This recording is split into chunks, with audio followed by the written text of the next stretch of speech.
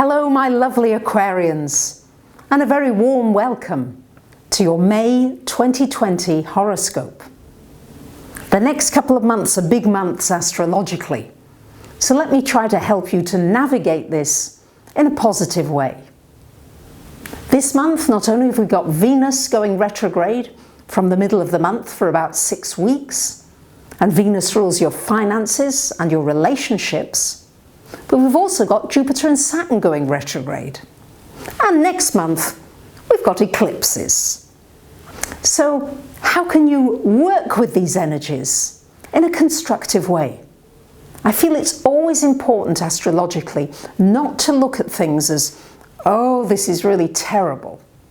Hey, what can I learn from this? And how can we use these aspects in a way that I'm going to get stronger, my soul will get stronger, and I'm going to be able to have much more nourishing, better relationships with people and money and everything in my life. So with so much retrograding going on, especially from the middle of this month, it's going to be important to be able to take a step back from your life, to have some quiet time, some peaceful time, time of silence, time where you can just contemplate and reflect and take a little time out. Sometimes it's such a busy world, yes? Texting and phoning and messaging and this and that and the other. You may have to just literally say, hey, I'm taking an entire day a week out. I'm turning everything off so that I can really hear what my insides are saying. On the 7th of the month, we've got a full moon happening for you, my lovely Aquarians, in this 10th house. So the 10th house has to do with your place in the world. So it could mean a change in direction in your career. You might move to a new place. And if you don't have a career, because many of you say, hey, I'm retired, or I'm not in a career yet, it's an opportunity to reevaluate, what am I giving to the world? Now, it could be something very simple. It could be that I make an effort every day to smile at every single person I meet, whether they scowl back at me or not. But that you really make this effort to say, hey, what can I do to improve somebody else's life today? It might be to say a prayer. It can be something very simple. All too often people look at the 10th house and go, oh, you know, it's about being a politician or a film star. No, it's not. It's you starring in your life and making conscious decisions to take practical actions every day that can transform your life if you do them consistently enough. On the 12th of the month, we've got Mercury coming into your 5th house, joining Venus. Mercury in the 5th, a great time for romance, for communicating anything creatively.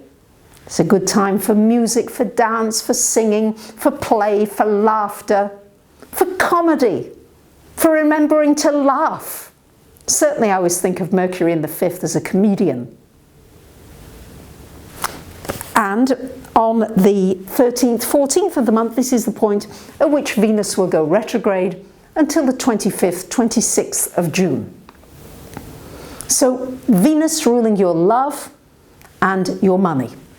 So it's an opportunity, especially in the 5th house, to reflect about love. Can you receive love? Are you the one that's always giving rather than receiving it? Because when you receive, it's actually a very vulnerable place to be.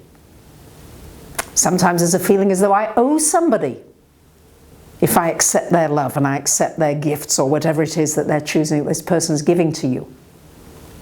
So it's a time to reflect upon how you are in relationships. Somebody from your past could come back into your life at this time. Or you may decide, I want to get in touch with someone from my past.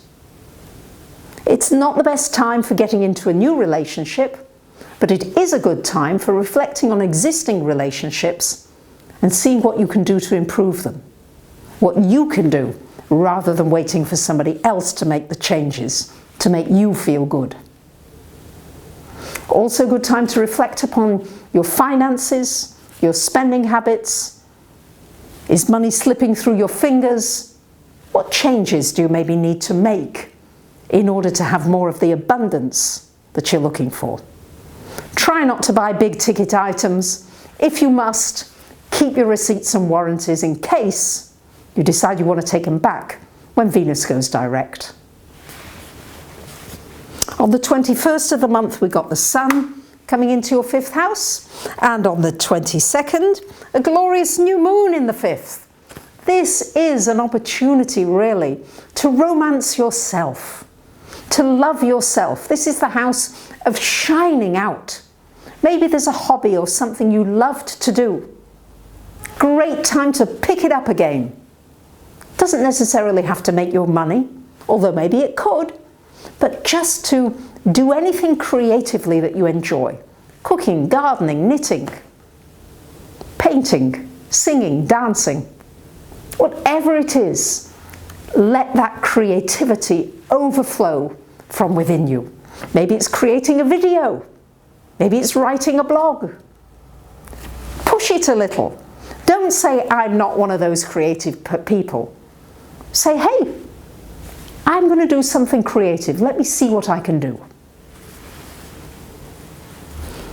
Mars is in your sign until the middle of the month, so good time for getting a lot done in the first couple of weeks of the month.